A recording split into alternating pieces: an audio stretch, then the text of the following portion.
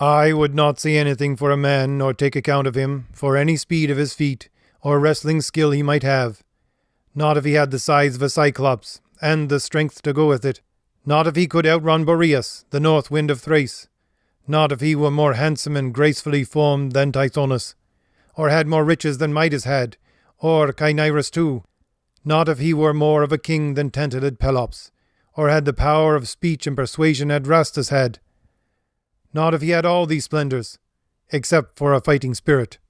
For no man ever proves himself a good man in war unless he can endure to face the blood and the slaughter, go close against the enemy, and fight with his hands.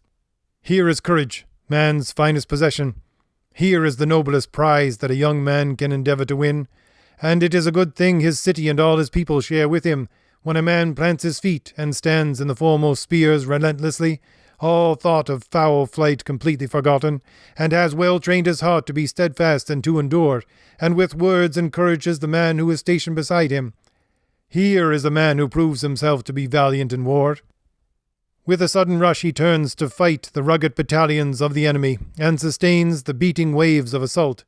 And he who so falls among the champions and loses his sweet life, so blessing with honour his city, his father, and all his people, with wounds in his chest, where the spear that he was facing has transfixed the massive guard of his shield, and gone through his breastplate as well, why, such a man is lamented alike by the young and by the old, and all his city goes into mourning and grieves his loss.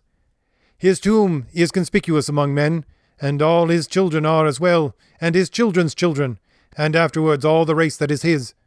His shining glory is never forgotten, his name is remembered, and he becomes an immortal, though he lies under the ground, when one who was a brave man has been killed by the furious war god, standing his ground and fighting hard for his children and for his land. But if he escapes the doom of death, the destroyer of bodies, and wins his battle, and bright renown for the work of his spear, all men give place to him alike, the young and the old, and much joy comes his way before he goes down to the dead. Aging, he has reputation among his citizens. No one tries to interfere with his honours or all he deserves. All men withdraw before his presence, and yield their seats to him, the young, the men of his age, and even those older than he.